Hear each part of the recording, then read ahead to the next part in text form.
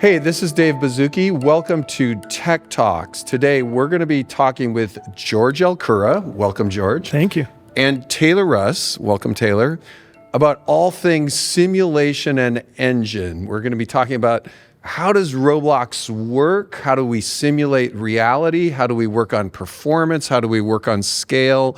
All of the fun things that go at really the heart of Roblox.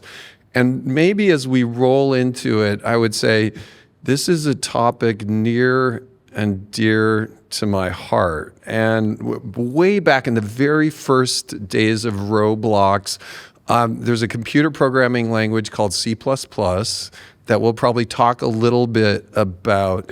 In the very early days, Eric and myself were in an office, and for about a year, we were working on the first version of Roblox. And I got to do a lot of the C++ stuff. And that was arguably a very happy period in my life. So the first question, do either of you still get to ever look at or dabble or write C++ code? Oh yeah, absolutely. Really? Yeah, still get to mess around with it. Still get to do code reviews. Still get to check out the code for bugs. Still get to look at how things are implemented. Yeah, it's okay. fun. So you're running a team. Yeah. You've got two of the leaders of the whole engine simulation team, but still getting to look at code. And how about you, George? Yeah, absolutely. Same. Looking at the C++ stuff is the happy place. Yeah, Yeah. for sure. Nothing's more fun than having an operations incident and digging into the code and finding the issue, or thinking you find the issue and maybe being wrong 17 times, but eventually getting there. Yeah. So let's frame a little what we're going to be talking about. This is going to be one of the more technical talks. So I want you both to go as technical as you want. I'm going to try to frame it a little so people can kind of cross the bridge and understand. But what we call the engine at Roblox, I like to think of it as a reality simulator. And even since the very first days of Roblox, we did something a little unorthodox. We made the focus of the engine a physics simulator. At that time, we just recently are betaing acoustic simulation. We have voice simulation and others, always with the notion that the more we simulate reality, the easier it will be for people to make games and experiences, and the more natural they will look. And the very first cars on Roblox had axles and wheels and motors, and if the wheel would fall off, they would do what we expect. So we're in the reality simulation business. Maybe before we jump in, just a little background. First, George, then Taylor, kind of what brought you to this path of reality simulation? The thing that interested me most was the reality simulation is interesting. Yeah. And then reality simulation at scale just blows your mind. We do have more work to do. We do have more work to do. Okay, Taylor, what brought you to reality simulation? Yeah, I think the biggest thing is just the fact that it's user generated. It's not a traditional reality simulation or game-like simulation platform where it's constrained by game design. You can make anything on Roblox. You can make the real world. You can make a card game. You can make a first-person shooter, and that it brings an unprecedented challenge to the technology in addition to the scale. It's actually really hard, right? Yeah. One way to think about it is we're trying to build a generalized reality simulator. Exactly. Have a wide range of experiences run on that.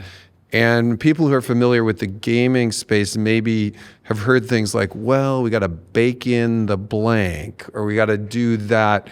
I think those are things that you do when you're not running a generalized simulation that we're unable to do. Like, we have to have that performance without any pre-baking. That's exactly right. Yeah, and you get to build your tech around those assumptions, like those kinds of things, but we can't take those kinds of paths on Roblox. So maybe a positive way of looking at it is by trying to build a general purpose reality simulator, our work is a lot more difficult, but if we can do it right, we're going to see some pretty cool stuff. Okay, so one way to think about what we're talking about, and I was thinking about even when we started thinking about Roblox, if we had infinite compute capability, infinite bandwidth, infinite memory, infinite RAM, we would just say we're going to simulate 10 to the 40th power of atoms, and we're just gonna our users are gonna set up these atoms, and we're gonna see everything we want. Water's gonna flow, steel's gonna bend, objects are gonna bounce into each other. We're gonna hear that go through the air. We don't have that, right? We have a limited set of compute. Yes. So yes, exactly right. maybe the framing of everything you're gonna hear today is how we're trying to get around not having enough atoms and still do what we have to do. Yeah. How do we fake it till we make it? So Basically. we're really faking it. Yeah. Okay, and it's going to be a while till we have 10 to the 40th atoms or whatever we would need on our thing.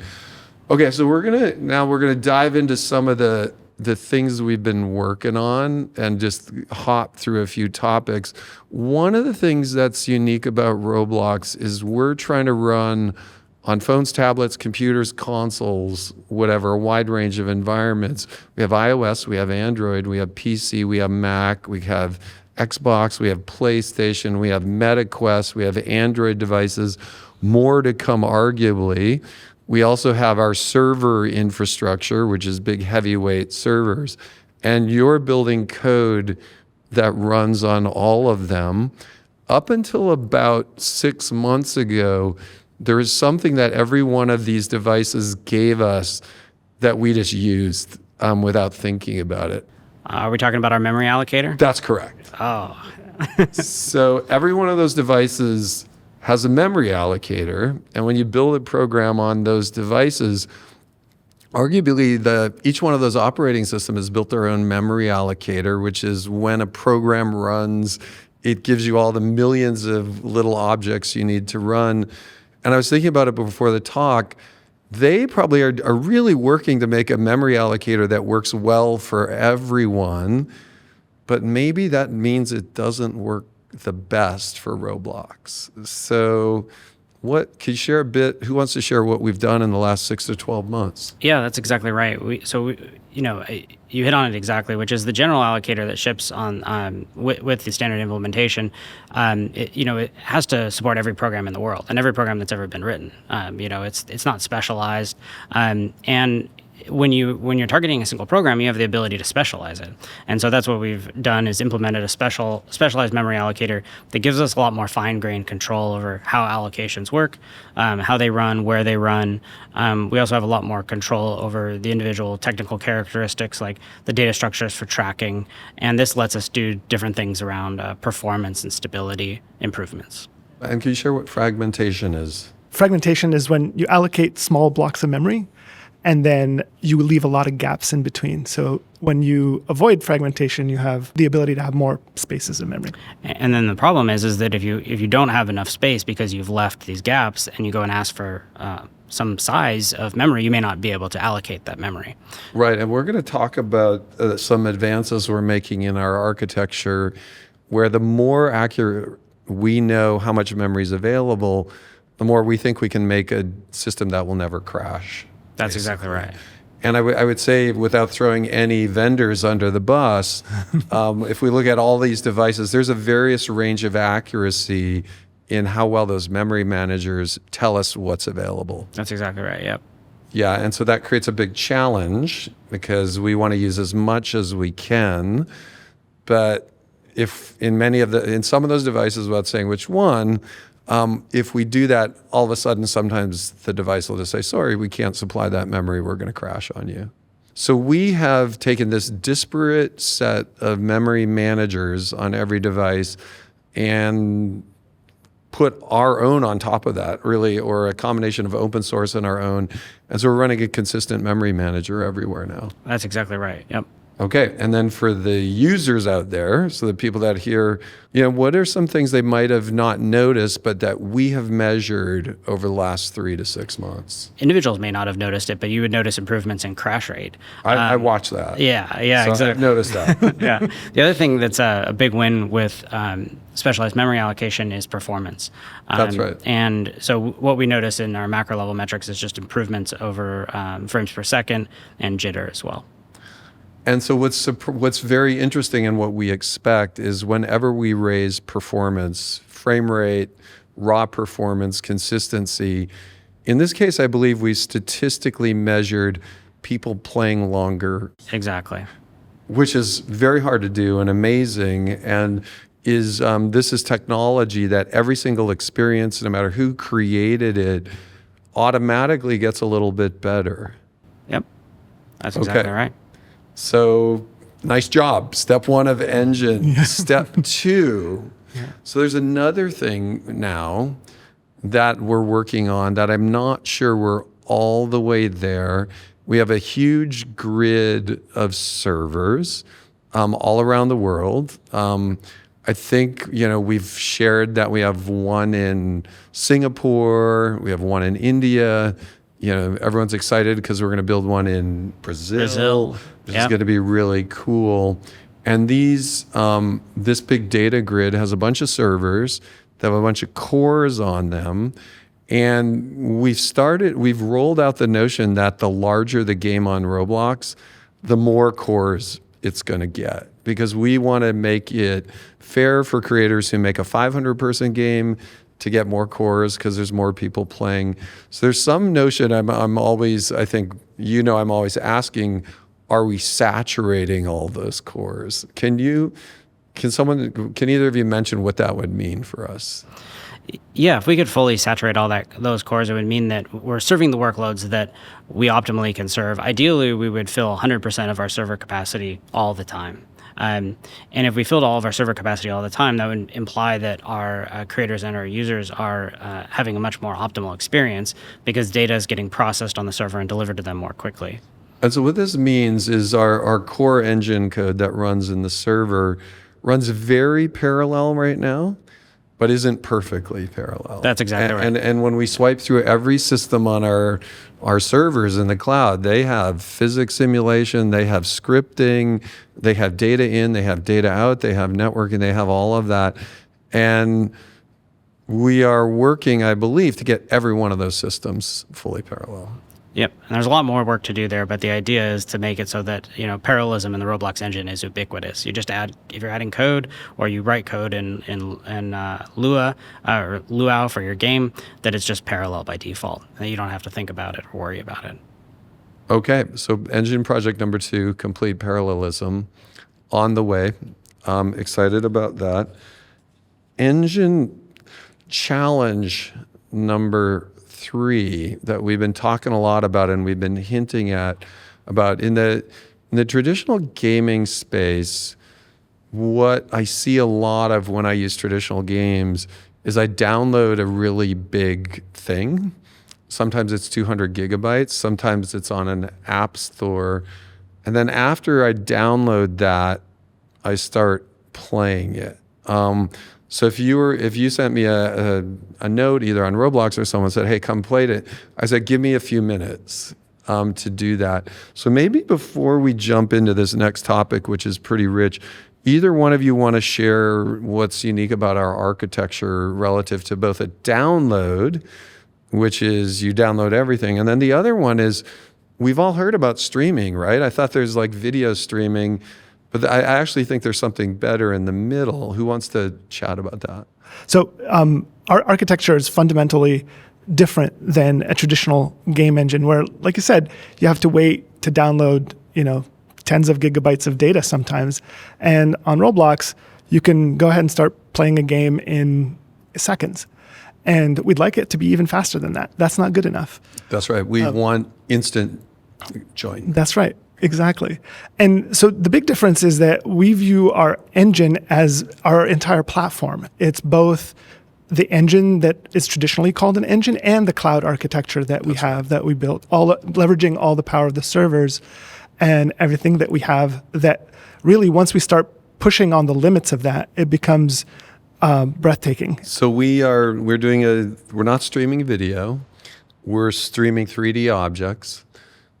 Some of those objects are simulating on a local device, which in certain cases we believe is very important. One important thing is when doing communication and looking at yourself on the screen, if you don't see immediately what you're doing, it's a little disconcerting. If you see latency when you move your hand around. So there's cases when we want to do that.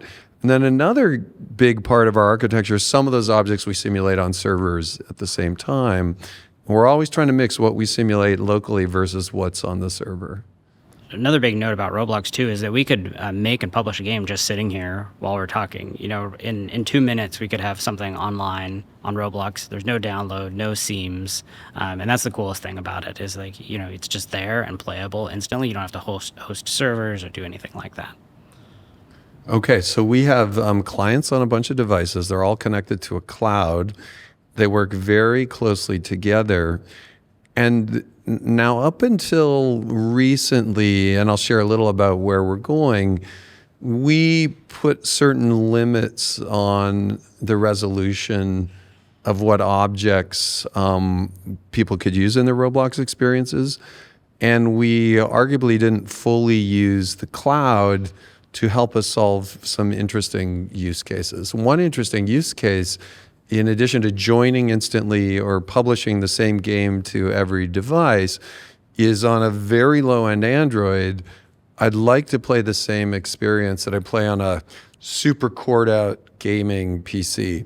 And believe it or not, in many places around the world, there are still Android devices with 2 GB of RAM being sold. That's someone's first smartphone.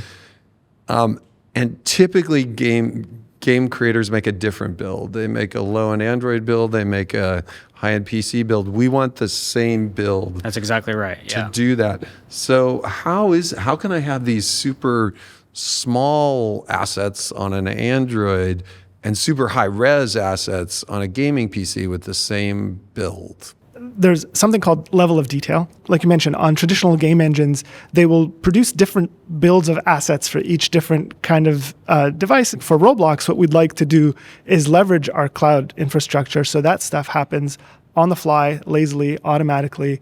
You don't have to, as a creator, you don't have to worry about all of the hassle and the burden that goes with managing your own LOD pipeline.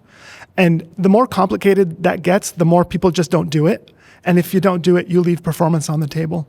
So I know that some video platforms, now that there's 4K TVs, will still run on an old-fashioned 1,000 pixel monitor.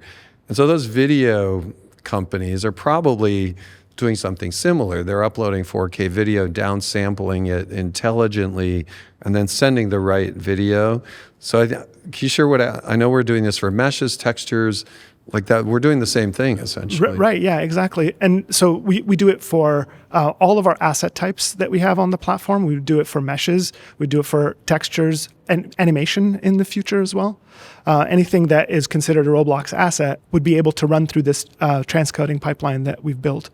Okay, so this is something we publicly talked about. We're going to be rolling out incrementally over the next, 6 to 12 months kind of thing. There's an interesting notion here that then for the first time creators, have always bumped up against the limits of the fidelity of meshes or the detail on meshes.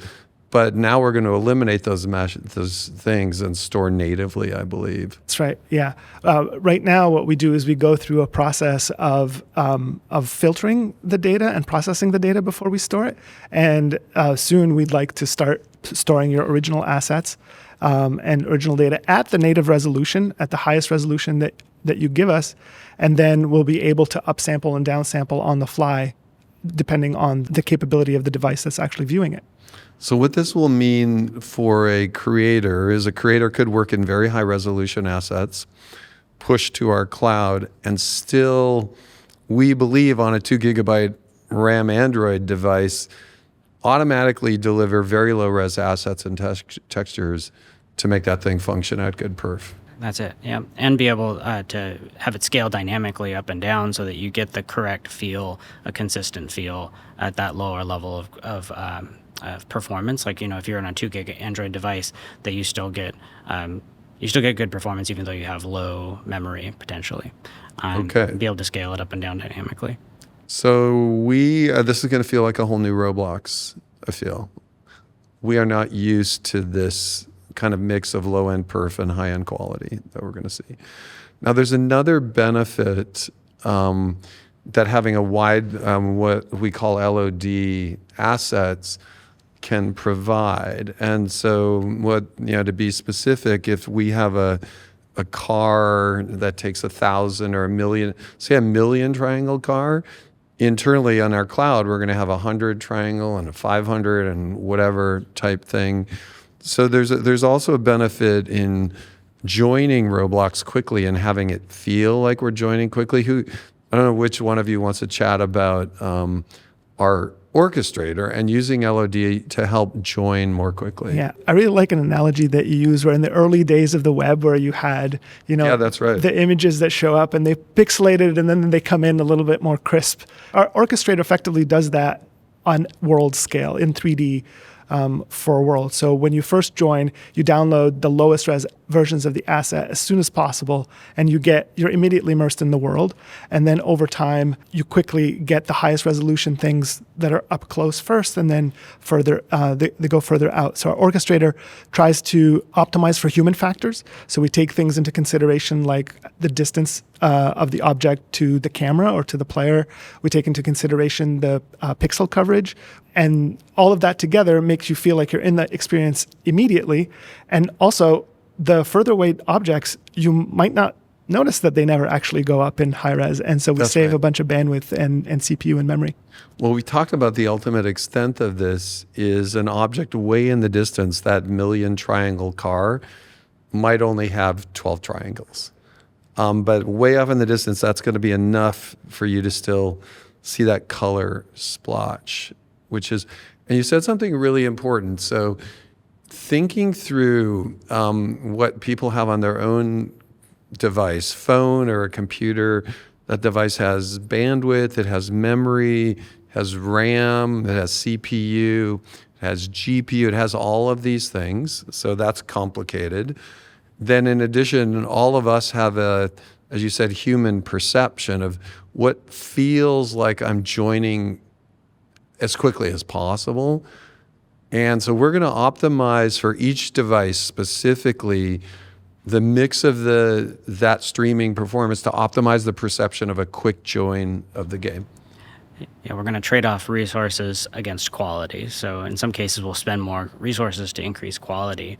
And in other cases, we'll increase quality because there's resources to spend. So it's that constant balance that happens dynamically across all resources. I don't think people are used to joining Roblox experiences instantaneously. That would be the thing we're shooting for. I would say in the past, we have mocked up versions of our mobile app, and we've simulated what it would feel like to join instantly, putting a proxy video in there or something. And it does feel like a new product. It's just like, no one is used to that kind of a thing. Yeah, it feels amazing. I mean, firsthand, I tried a Hack Week project where you would join instantly and you can play as fast as you can swipe, and it totally feels different. It is completely immersive. We're not used to that. We're not used to that. Cool. So now as part of LOD, we have all these different things in the Roblox world, and there's a little bit of the more we treat things the same, the more leverage we can get. So we have traditional parts, we have mesh parts, we have voxel terrain, and we have avatars that are kind of in a complex way layered and composited. So the freebie question would be, will avatars participate in this LOD system? Absolutely, yes. Okay, Yeah. And if anything, I think we have work underway to make avatars less avatarish and more like everything else. I don't know can you talk a little about our digital matter initiative? Yeah. Where everything is digital matter, whether it's an avatar or a car? Yeah, absolutely. So digital matter is basically what makes up the universe in Roblox, the world.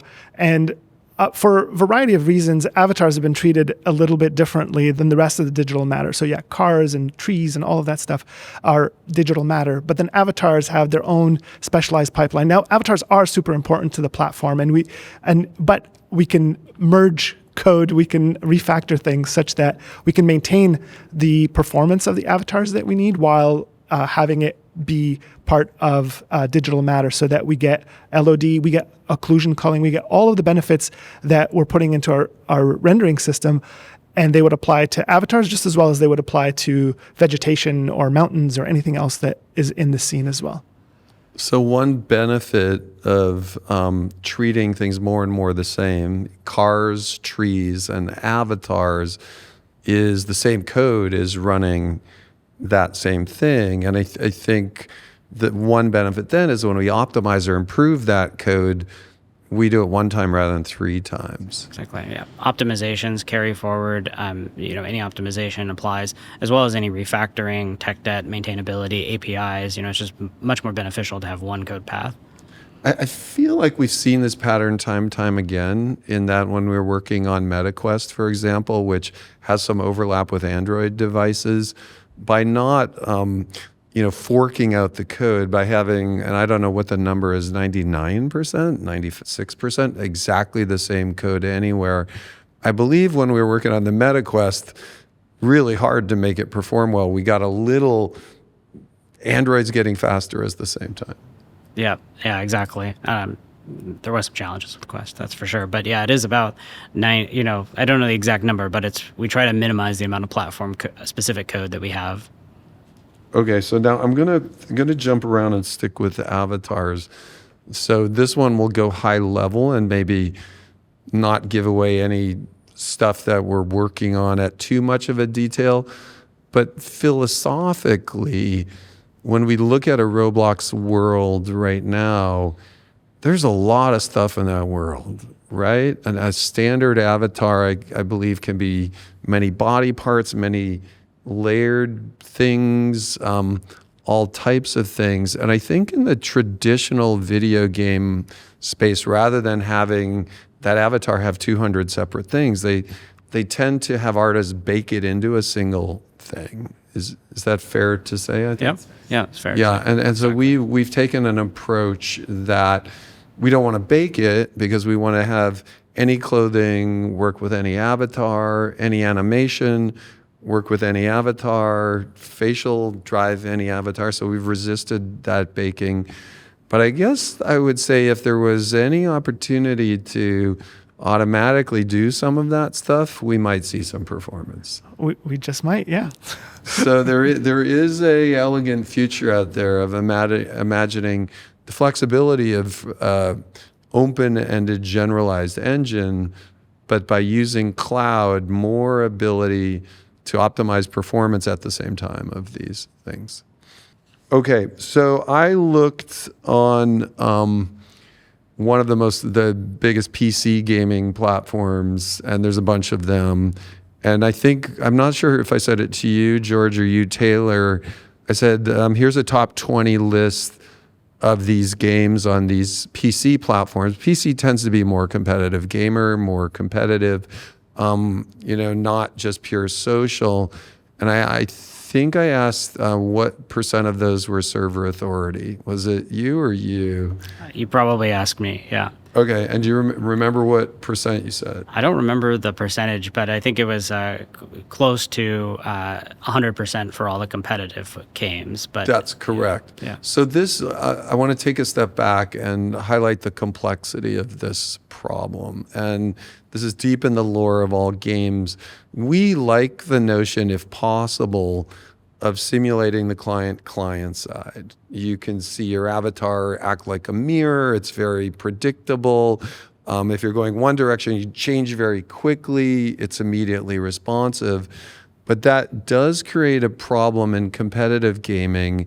And maybe, Taylor, you can share what happens in competitive gaming with a client authoritative game. Yeah, absolutely. One of the common things that we see is like flinging or changing the velocity or fly hacks. That's right. Where you're flying in the world. And these are very disruptive when you're playing.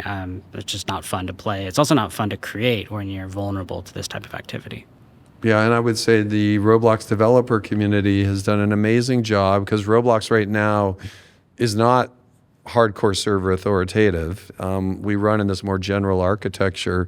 It's done a lot of work to do a nice job in locking down those experiences. But we really want the generalized platform of Roblox to work in various modes. One mode would be a more social. I'm interacting. I want 100% avatar fidelity on what I'm simulating locally.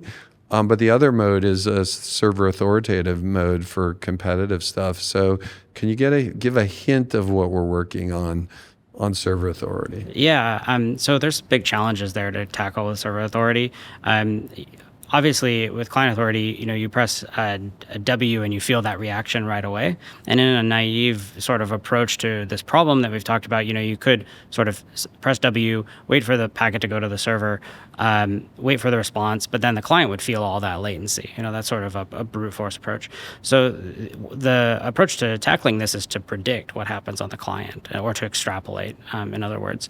And this is used heavily in the games industry, but what we're trying to tackle here is to make it dynamic. We want client authority whenever we can have that, because it's better for performance, responsiveness, and you don't have the corrections from the server. But in cases where we can't, we want to put the client in a server authoritative mode, or cases where the game requires the competitive treatment or the competitive environment. In that case, it would be server authoritative. So what we're doing is figuring out how to tackle this problem so that our creators really don't have to hoist the cognitive burden on themselves of dealing with this, oh my gosh, is it on the client, is it on the server, the complexities of all of that, and where different clients are on the timeline. So the demos we've been running, and we shared we're working on this for competitive gaming, it's really satisfying because we simulate people hacking the client and all of that. But with server authority, that's like how a banking system works, right? The server's in charge. And a lot of these things just don't work anymore. There's one other thing that's really interesting, and that is traditionally for very complex physical simulation, we run a distributed physics environment on our platform. We try to simulate client side as well. The better the extrapolation, the more, in more situations, it feels natural to run server authority. And then when it feels natural to automatically run server authority, many of these very difficult things, a bus driving with 50 people in it over gravel and the gravel's crumbling, is pretty much impossible to run as a distributed physics simulation. Maybe some people say you're wrong, but I think that's a pretty difficult distributed physics simulation. But having that work with good extrapolation, maybe just share what those demos look like, because I think we've seen some demos of things we've never seen on Roblox before. Yeah, absolutely. We've done some complex demos. We've one, it seems a little simple, but it's a seesaw. Another is more complicated. It's called the party bus. It's got a lot of people driving on it, a lot of complex physics interactions. And these look and feel really good even in this distributed model, where some of the authority is on the client, some is on the server. And for our demo, we've done some of the server authority, a full server authority version, and then also a dynamic version. So what it means to the Roblox community is there's been a few edge cases that are very difficult, but we expect them to work that way, that are naturally over time going to start working. That's and exactly right, yeah. Pretty much whatever we build, we can always go to server authority with good extrapolation and get pretty there. There's also one other thing that I'm really excited about for kind of close quarters combat, wrestling, grappling. That's also something that's pretty much impossible to do client authority, but I'm optimistic we're going to see more of that. Yeah, exactly. You don't want to, like a tackle in a football game is a competitive scenario. It's exactly, you want to solve those. We're going to see realistic tackles. Exactly. We're going to see realistic tackles, not videos where it looks like you got tackled, but I didn't, on two different monitors, like it's consistent. For those of us that are familiar with writing code on Roblox, we know some of this code can be a little complex because sometimes we have code that runs on the client and sometimes we have code that runs on the server. And, things that I'm using, like a flashlight or a crossbow, the more client side, the more it feels real time. But some of these things for anti-cheat and other things need to do that. So is it fair to say we're looking at the whole paradigm of scripting? And I think we're not going to share it, but I believe we made some huge breakthroughs, and we're looking forward to kind of looking that up. Yeah, that's exactly right. The server authority paradigm introduces a lot of additional, or can introduce a lot of additional cognitive burden on creators. We're looking at scripting holistically to see how we can improve that, such that you don't have to worry about the details of where things are in the world, or is it on the client, is it on the server. The things just work, and it's just simpler to write code on Roblox, and it will handle it for you. Dave, when I first joined, you mentioned something about the wait for child problem. Yeah, that's like a little artifact that a lot of our creators use when they're writing code to handle this complex client-server interaction. So yeah, I was like, could we ever get rid of it? Right. So yeah, in a wouldn't it be cool kind of way. Wouldn't it be cool? So maybe one way to think about it as a design goal, why would you think about something like wait for child? And arguably, if this was the Roblox world and we were walking around, we wouldn't be thinking client server. We would just be thinking attach some code to this thing and that should work no matter what. And I think that's the design goal of where we're going to get to. So I want to take a step back. We went through a lot of technical stuff. And so there's probably a lot of people that are going, oh my gosh, like my head is exploding. But one way to wrap it up is we've said sometimes the specification for what we're trying to build here is actually very simple. And so I'm going to ask you a few questions about the spec for the ultimate Roblox cloud engine and all of that. 100 players or million players? Is scale important? Yeah. Scale's important. It's always we all important. agree. Yes. Many people make arguments that scale's not important. Same argument was made 10 years ago, and then Battle Royale came on with 100, and everyone's like, that's great. So I do believe million concurrency in a big stadium or a giant recreation of a medieval battle, super important. Yeah, we need to get to a place where the limitation is not based on the architecture, but just on the raw resources that you have available. That's correct. Yeah. Ultimately, support something that feels photorealistic or not support something that feels photorealistic. I think we absolutely have to support Thank you. photorealistic. Yeah. Do the hard thing first. Same thing, right? One might argue, there's a lot of genres in game engines, blocky, anime, cell, whatever. I think it's fair to say photorealism is the most difficult spec. That's right. Yeah, and to simulate Computationally and just in terms of authoring it to scale on all devices, as we talked about earlier. We've already talked about it. Join in 2 seconds or join instantly? Instantly, yeah. You don't want seams, and that's like a common theme that we've talked about on this podcast. Like no seam to download, no seam to publish, no seam to teleport. Different build, low-end Android, PC, or same build? Same build. Same build. Right. Also by language, also by local policy, also by, push once, run everywhere. That's right. That's right. Yeah. Okay, so I think we shared what the one way of thinking about the spec is, right? Million players, photorealistic, instant, join, build anywhere. Ship next year? We'll get Ship back continuously. Yeah. We'll iterate our way there. Yeah. Okay, so that's part of what makes it fun working with both of you. There's so much interesting work to do. So, okay, well, it's been amazing talking with both of you. I hope the techies, I think, got everything they hopefully wanted. I think the more casual Roblox observers hopefully got a little glimpse of how intensely we're focused on this reality simulation problem and what amazing people we have. Yeah. Thank you for having us, Dave. Thanks for having us, Dave. Appreciate it. Yeah, thanks. Okay, this is Dave Baszucki, and that's been another episode of Tech Talks. If you want, check us out at corp.roblox.com, and I'll look forward to seeing you next time. Thank you.